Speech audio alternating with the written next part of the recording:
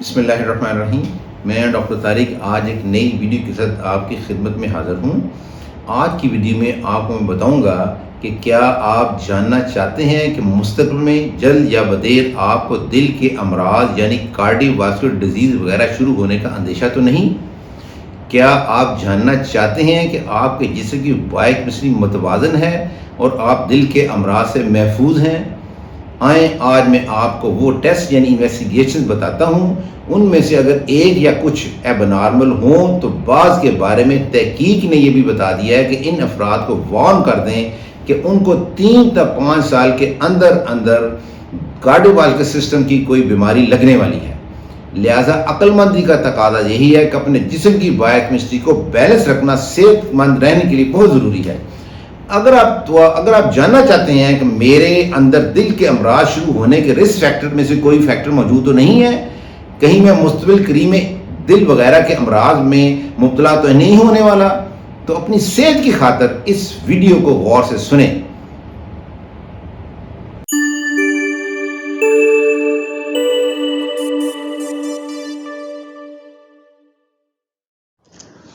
تو کیوں نہ ہم اپنے جسم کی بائیوکیمسٹری کو جانیں اور ان رسک فیکٹر کو دور کر کے صحت مند زندگی گزاریں. تو سب سے پہلے میں آپ کو ان ٹیسٹوں کے نام بتاتا ہوں، پھر ان کی مختصر تفصیل، تاکہ اعتماد کے ساتھ آپ ان انویسٹیگیشن کو کروا سکیں. وہ یہ ہیں: سب سے پہلے لپڈ پروفائل فاسٹنگ، جس میں شامل ہے L D L cholesterol, H D L cholesterol, total cholesterol اور ٹرائیگلیسرائڈ وغیرہ. اور اس کے بعد ہے لائپو پروٹین اے. نمبر 3 ہے لپڈ پیروکسائڈز. نمبر 4 ہے کارڈیو سی ریکٹیو پروٹین.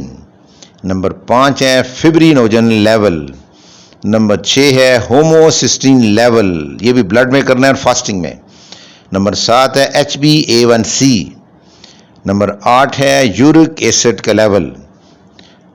اور آگے ہے بلڈ شوگر لیول، فاسٹنگ اور کھانے کے 1 گھنٹہ 2 گھنٹہ کے بعد. اس کے بعد ہے انسولین کا لیول، فاسٹنگ اور کھانے کے 1 گھنٹہ اور 2 گھنٹہ کے بعد. اور اس کے بعد ہے NMR لپڈ پروفائل. اور آخر میں ہے high speed CT scan of heart.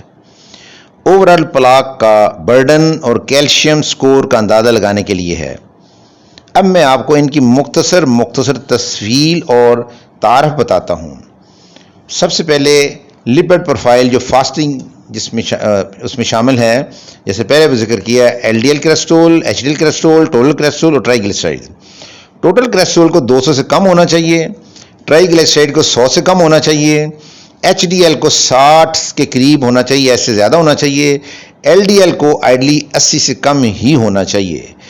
H D L اور ٹوٹل کولیسٹرول یعنی ٹوٹل کولیسٹرول اور ایچ ڈی ایل کی ریشو 3 سے کم ہونی چاہیے.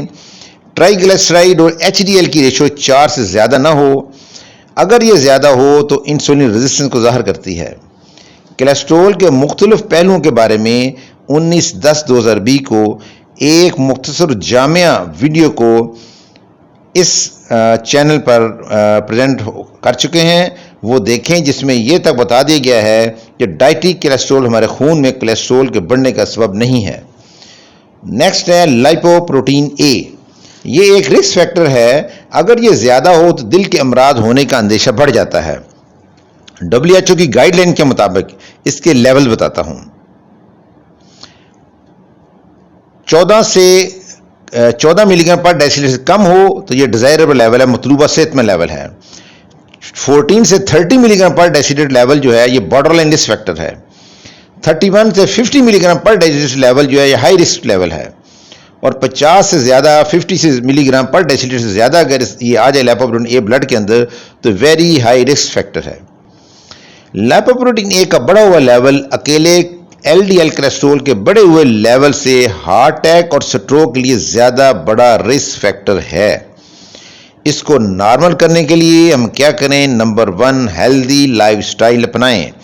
نمبر 2 ہیلدی ڈائٹ لیں، یعنی ٹرانس فیٹی ایسڈ کو مکمل اوائڈ کریں.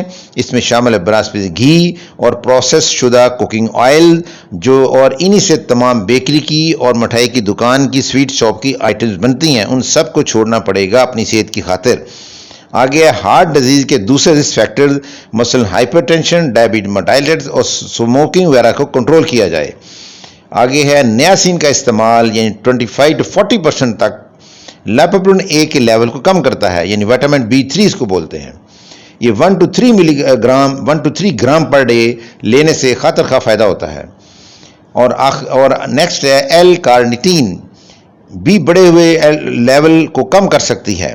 اس کے علاوہ ابھی دوسری ادویات بھی انڈر ٹرائل ہیں کہ کیسے لیپوپروٹین اے کو کم کیا جائے۔ نیکسٹ جو رسک فیکٹر ہے جس کا ذکر کیا وہ لپڈ پر آکسائڈز ہیں۔ یہ ہمارے جسم میں آکسیڈائز شدہ فیٹس کا لیول بتاتا ہے۔ یہ نارمل لمٹس میں ہونا چاہیے۔ اس ٹیسٹ سے یہ بھی پتہ چلتا ہے کہ جسم کے اندر آکسیڈائز شدہ کولیسٹرول ہے یا نہیں۔ گویا یہ جسم میں آکسیڈیٹو سٹریس کو معلوم کرنے کے لیے ایک بائیو مارکر ہے۔ اس کے بڑے ہوئے لیول سے ہمارے جسم کے سیلز کی میمبرینز کا سٹرکچر اور فنکشن متاثر ہو جاتا ہے۔ اس کا بڑا ہوا لیول عام طور پر پولی انسیچوریٹڈ فیٹی ایسڈز کو متاثر کرتا ہے۔ آگے نیکسٹ جو رسک فیکٹر اس کا ذکر کیا تھا وہ کارڈیو سی ریکٹو پروٹین ہے۔ یہ جسم کے اندر کسی بھی وجہ سے پیدا ہوئی انفلمیشن کو معلوم کرنے کے لیے بطور مارکر کے استعمال ہوتا ہے اور جسم کتنے رسک میں ہے اس کی انفارمیشن دیتا ہے۔ اس کا لیول اے سے کم ہی رہنا چاہیے۔ نیکسٹ جو رسک فیکٹر ہے وہ ہے فبرینوجن لیول۔ یہ بھی خون کے اندر کلاٹنگ کی صلاحیت کو بتاتا ہے۔ اس کا لیول 300 سے کم رہنا چاہیے۔ اس کا بڑا ہوا لیول انسان کے جسم میں بلڈ کلوٹ بننے کی رسک کو بڑھا دیتا ہے اور پھر اس سے کارڈیوواسکولر ڈیزیز کے ہونے کا رسک بڑھ جاتا ہے۔ ہوموسسٹین لیول، نیکسٹ پوائنٹ یہ ہے وہ ہوموسسٹین کا لیول ہے۔ یہ بہت ساری بیماریوں کے رسک فیکٹر کے ساتھ ساتھ دل کے امراض کے لیے بہت اہم رسک فیکٹر ہے۔ اس کی مختصر بائیوکیمسٹری، ہسٹری اور اس کے بڑھنے کی وجوہات اور درست کرنے کے طریقوں پر ایک سیر حاصل ویڈیو جو کہ 22/11/2020 کو اس چینل پر اپلوڈ ہوئی اس کو ضرور دیکھیں۔ اس کو فاسٹنگ ٹیسٹ میں کروایا جاتا ہے۔ اس کا نارمل لیول 6 سے 8 کے درمیان ہونا چاہیے اور اس کا ریفرنس لپن کارڈ کی جو بائیوکیمسٹری ہے 6th ایڈیشن ہے، پیج نمبر 265، اس میں بھی آ چکا ہے کہ انکریز لیول آف ہوموسسٹین جو ہے وہ واسکولر ڈیزیز کے لیے بہت بڑا ایک رسک فیکٹر ہے۔ نیکسٹ ہے HbA1c۔ یہ گزشتہ 6 ہفتوں کے ایوریج بلڈ شوگر لیول کی معلومات دیتا ہے۔ اس کا لیول 5.5 سے کم ہی رہنا چاہیے۔ آگے آتا ہے بلڈ شوگر لیول۔ یہ فاسٹنگ کروائیں اور پھر کھانے کے 1 گھنٹہ اور 2 گھنٹے بعد بھی کروائیں۔ آگے ہے انسولین کا لیول، فاسٹنگ۔ یہ بھی فاسٹنگ میں چیک کروائیں اور پھر کھانے کے 1 گھنٹہ اور 2 گھنٹہ بعد بھی کروائیں۔ ایک اہم بات یہ ہے کہ بہت سے ڈاکٹر حضرات صرف بلڈ شوگر کے لیول ہی چیک کرتے ہیں اور اسی پر زیادہ زور دے دیتے ہیں اور انسولین کا لیول چیک نہیں کرواتے، حالانکہ یہ پہلے ہائی ہوتا ہے۔ اور جب سیرم انسولین لیول زیادہ ہو تو ڈائبٹیز میلائٹس کا امکان فیوچر میں ہو جاتا ہے۔ جب وقت گزرنے کے ساتھ بلڈ شوگر لیول بڑھتا ہے تو ٹرین اسٹیشن چھوڑ چکی ہوتی ہے، یعنی ہم لیٹ ہو چکے ہوتے ہیں، یعنی سر سے پانی گزر چکا ہوتا ہے۔ یعنی جب سیرم انسولین کا لیول بڑا ہو تو فوراً غذائی احتیاطیں شروع کر دینی چاہیے، کیونکہ اس بندے کو مستقبل قریب میں ڈائبٹیز میلائٹس شروع ہونی ہی ہوتی ہے تاکہ اسے بچا جا سکے، نہ کہ انتظار کیا جائے کہ جب بلڈ شوگر لیول ہائی ہو اس وقت علاج شروع کیا جائے۔ نیکسٹ ہے NMR لپڈ پروفائل۔ اس ٹیسٹ میں MRI اسکین کے ذریعے کولیسٹرول کے پارٹیکلز کے سائزز کا پتہ چلتا ہے، جس سے کارڈیوواسکولر ڈیزیز کے رسک کا اندازہ ہوتا ہے۔ یہ بڑا اہم ٹیسٹ ہے، لیکن جس جگہ اس کی سہولت موجود ہے ضرور اس سے فائدہ لینا چاہیے۔ یہ کولیسٹرول کے نظام میں جو بہتری آتی ہے اس کو ٹریک کرنے کا بھی ایک بہترین طریقہ ہے۔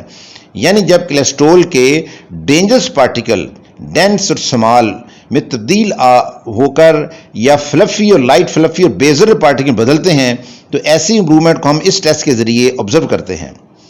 اور اگلا ٹیسٹ ہے high speed CT scan of heart.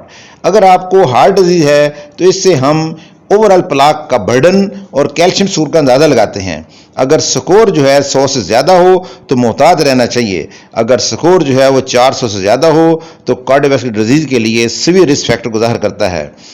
Be conscious about your health, اپنے جسم کی بائیوکیمسٹری جانیے اور محتاط رہ کر صحت مند زندگی گزاریں۔ شکریہ۔